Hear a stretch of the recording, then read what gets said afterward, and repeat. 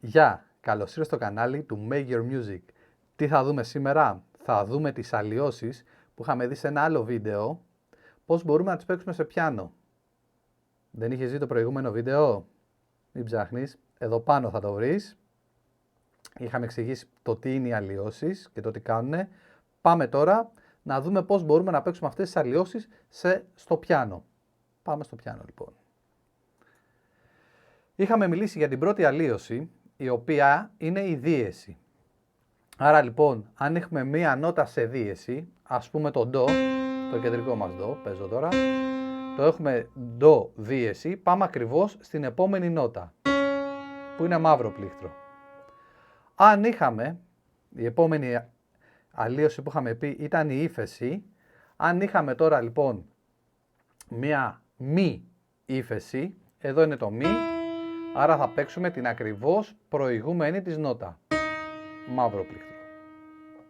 Είχαμε μιλήσει και για την ανέρεση, όπου στην ανέρεση φεύγουν οι αλλοιώσεις, επαναφέρονται δηλαδή οι νότες στη φυσική κατάσταση, δηλαδή όπως δείξαμε το παράδειγμα με την ντο δίεση, αν μετά είχαμε ντο ανέρεση, πάει να πει ότι θα παίξουμε ντο φυσικό.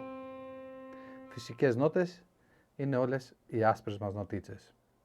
Είχαμε μιλήσει όμως και για την διπλή δίεση, όπου ανεβάζει την νότα κατά 2 ημιτόνια, άρα αν είχαμε ένα ντο δίεση θα πήγαινε 2 νότες πιο πάνω. Άρα αφού αυτό εδώ είναι το ντο, το πάνω μέρος του πιάνου μας είναι από εδώ, το κάτω μέρος είναι αριστερά, δεξιά επάνω, αριστερά κάτω. Άρα ντο, διπλή δίεση, ένα πλήκτρο, δεύτερο πλήκτρο, παίζουμε ντο διπλή δίεση. Εντάξει, στην συγκεκριμένη περίπτωση είναι η νότα ρε, αλλά λέγεται και ντο διπλή δίεση. Μόλις συνειδητοποιήσαμε ότι οι νότες δεν έχουν μόνο ένα όνομα. Αν λοιπόν είχαμε, η επόμενη αλλοίωση που μάθαμε ήταν η διπλή ύφεση, άρα κατεβαίνει η νότα κατά 2 φορές. Αν λοιπόν είχαμε μία μη διπλή ύφεση, πάμε στο μη, μετράμε 2 νότες και παίζουμε μη διπλή ύφεση, που στην προκειμένη περίπτωση συμπίπτει να είναι πάλι το ρε. Αυτό γίνεται λοιπόν με τις αλλοιώσεις. Αν όμως δεν υπάρχει μαύρο πλήκτρο, όπως είναι εδώ η C.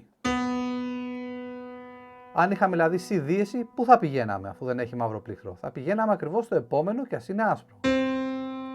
Άρα το C δίεση μπορεί να είναι η νότα ντο, αλλά είναι C δίεση. Άλλο ότι γράφεται σε μια παρτιτούρα και άλλο ότι παίζουμε στο πιάνο, έτσι. Όπως και το φα, άμα είχε μία ύφεση, θα πηγαίναμε μία νότα πίσω, που θα πηγαίναμε στο μη, με την ύφεση που κατεβαίνει η νότα. Αυτές είναι οι αλλοιώσεις και το πώς ακριβώς παίζονται στο πιάνο. Όπως μίλησα στην αρχή, μίλησα για ημιτόνια, θα τα δούμε στο επόμενο μάθημα. Γι' αυτό μην ξεχάσεις να κάνεις ένα subscribe, μία εγγραφή εδώ κάτω στο κανάλι βρίσκεται, να ανοίξεις το καμπανάκι για να σου έρχονται ειδοποιήσεις για όλα τα βίντεο που θα ανέβουν από εδώ και πέρα. Και αν σου άρεσε αυτό το βίντεο, κάνε και ένα like γιατί βοηθάει πολύ στο κανάλι.